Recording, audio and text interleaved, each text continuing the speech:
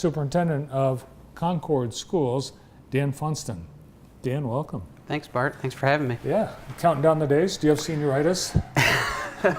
No, I don't. But if I can, give a hello to, we have a Concord student directing you for me today, Austin Curtis. So congratulations to Austin, and excited. Yeah, I hear him up there. So he's up in the soundproof booth.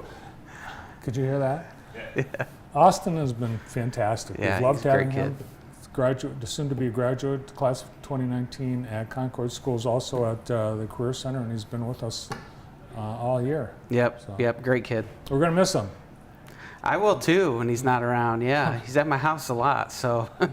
Well, he's off to college, and he's going to play baseball, and I know he's still got a lot of ball and school before he's done with you. Yep. Hopefully another district championship. So, yep.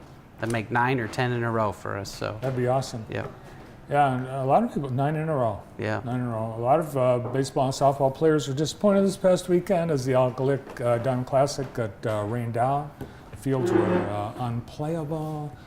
So, on to postseason. A lot of Concord athletes are going to be participating, and it looks like we've got some athletes headed to the States in track and field. Yes, yeah. Our track program is amazing. We have some of the finest track coaches I know around. Mike Jurasak's in the Hall of Fame already, and Dan Davis, and is another great one for us. David Jordan is our cross country and the track coach for us. So, those 3 among many that help, but those 3 especially are just great track coaches. So yeah, and one of the cool things in a small school is that kids are able to do multiple sports. So one of our best track athletes right now on the girls' side is Billy Weeks, who's also our best hitter on our softball team. So it's pretty cool. Yeah, so good luck to the Yellow Jackets this postseason. And you're right, great coaching. Yep. You're blessed.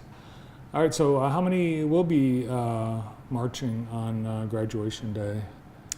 We'll have just a little over 60 marching on graduation day. That's our average class size right now. It's about 60. I think our freshman class is actually a big one. It's about 83, but about 60. And we continually have one of the highest graduation rates in the county.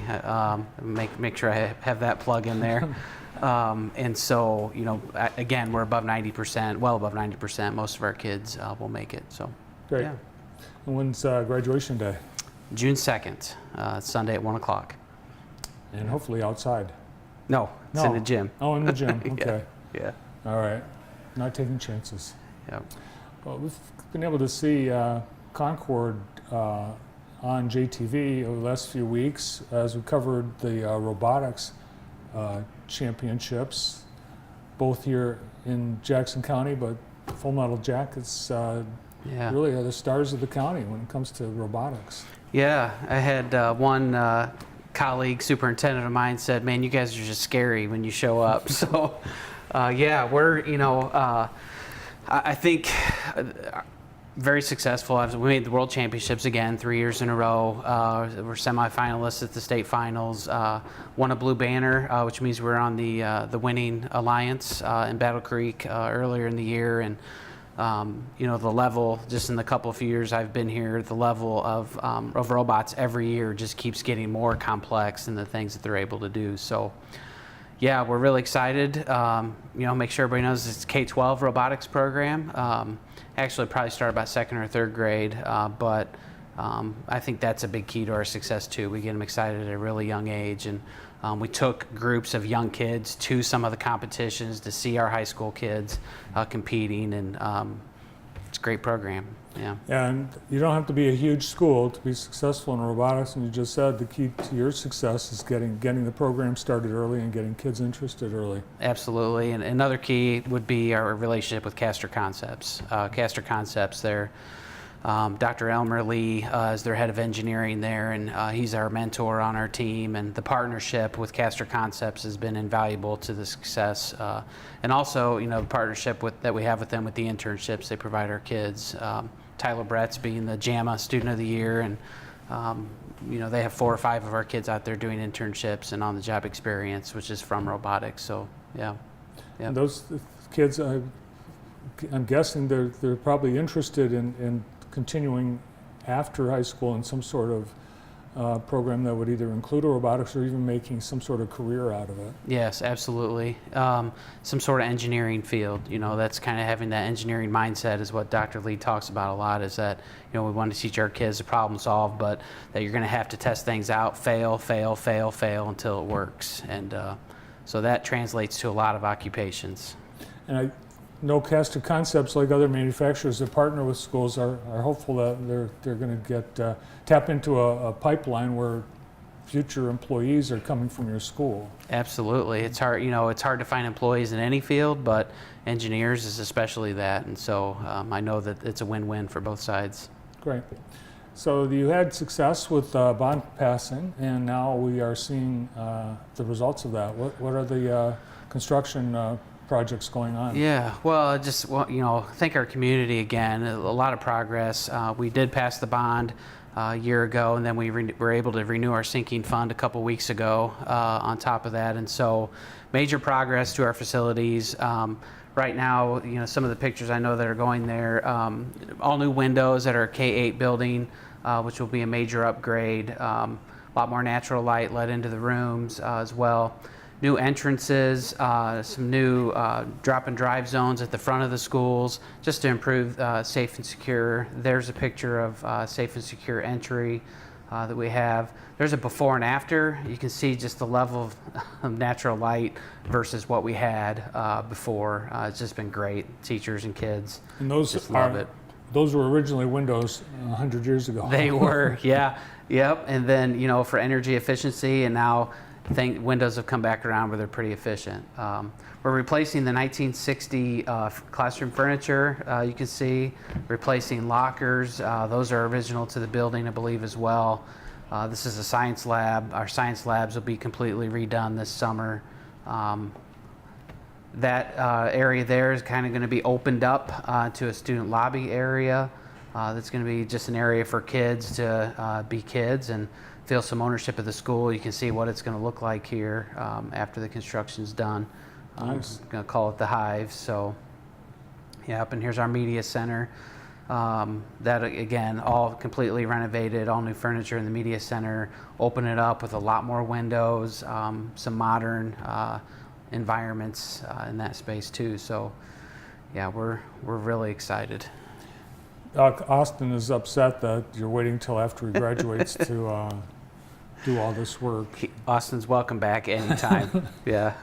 Are you actually all the buildings then getting some sort of work?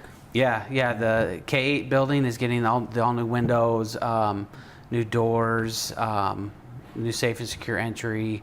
The high school is getting probably about 70% of the work, but still a lot of work happening at the K-8 building. Yeah. How about the athletic facilities? Are there any upgrades? We're replacing the HVAC unit, I should say the unit ventilator. We don't have air conditioning in the gym, but we're replacing that unit in our gymnasium, which will be a major upgrade there. But other than that, we're sticking mostly to the academic areas right now. And the governor granted clemency to all the school districts that had extended their allotment of snow days. Did you actually go over? No, we didn't. We missed 8. We were allotted 9 with the 3 additional. We're good. So I guess I was too stingy with the days. Well, you couldn't have predicted that they would be forgiven. So. Right. Yep. Kindergarten Roundup successful at Concord. What are you looking at in terms of numbers? Yeah, so this year's kindergarten, we're at 60, which is really good. Our elementary had been running some low numbers for a while, and we're up to 60 there, and we anticipate at least that coming up in next year's group. Yeah. With the proximity to Albion and the changes in Albion schools, have you picked up some Albion area students? Yeah, absolutely. District-wide, we have about 190 students from Albion out of approximately 700. So, but I actually just went through the school choice forms for our incoming kindergartners, and there were probably 20 of them. So, yeah. I think word spreads. That people are happy with the education their kids are getting, and it's been a nice partnership with the Albion community. What have you got going on in the summer besides the construction in terms of education or programs? Yeah. So our board tonight, we have a board meeting. We're going to continue working on our strategic plan. We're putting that together, and there's a real focus right now on building on our robotics program. So how can we take that and improve on our STEM programming around that? You know, we feel we're the best in the county. We want to be the best in the state, and eventually, you know, even better than that. And so we have some improvements program-wise with that. We know we need to add some more physics components to make that group stronger. That, you know, that's a piece of it. And then, you know, we also have just our partnership with the Career Center and looking at how we can explore to continue to do that and provide our kids with the great electives we do. Austin being a great example of that, and his work out there. So, yeah, that's what we have. How about Jackson County Early College? Do you have students in that? Absolutely, yeah, yes. We just reviewed those numbers, and I think we're the smallest school, us and Da Vinci, you know, in the county, and as a part of that. But we're definitely not at the bottom in terms of participation. We have a lot of kids that take advantage of that, and you know, I think in next year's senior class, I think there are 10 or so right now that will be taking advantage of that. And you know, on top of that, there's tons of dual credit opportunities. My son will be a senior next year, and you know, he'll be taking 2 dual credit opportunities outside the early college. Those opportunities are still there as well. So we try to work, especially in a small school, we try to work with every kid and what they need, and get them ready for their next step. So.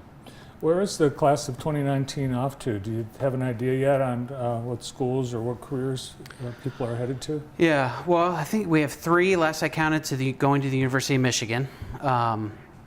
Much to the dismay of many of us, maybe, who like Michigan State a little better. And I'm a Hoosier, but I'm starting, I feel, to like Michigan State a little more. But we have some students off to Michigan State as well. Aaron Radecki, I know, is going to Michigan State, and so yeah, they're kind of going all over. In the class of 2017, so 2 years ago, and we don't really know the results of this last year's group, but you know, we had the highest college going rate in the county. I gotta make sure I put that in there too. And I think we'll continue that trend, just providing the support for the kids as they get into high school, and you know, what their plans are afterwards, is supporting them with that is something we're really good at. So I'm sure the class of 2019 is going to be off to some great things. Well, I'd say it's a great selling point as a school of choice, that you make sure that students that are going to go through the system are going to make sure they get out with a diploma. Yep. And we just need them to move back and have kids. Well, you've got a son that's off to basic training, I understand. I do, yeah. I just wanted to, you know, let everybody know how proud I am of my son, Joel. Joel Funston is in the Army National Guard. He's at basic training at Fort Sill, Oklahoma. He's his MOS, he's an ROTC cadet at Eastern Michigan University, with the hopes that when he graduates, he'll commission in the regular Army as an infantry officer. And so his mom and I couldn't be more proud of him. Yeah, it's a great career. We wish him the best. And yeah, it must have been hard dropping him off at as basic training, where there's some tears and all that. You know, I dropped him off and dropped him off with his recruiter, and he made his way to the airport. And the biggest thing was his plane was late. He had a connecting flight in Houston, and we didn't really know, you know, what had happened to him.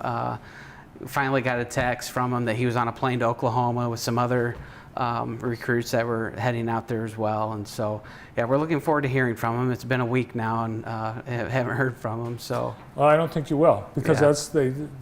we were talking before the show. We saw what it was like at Marine basic training, and they don't want anybody calling home during those first few weeks. Yeah, so.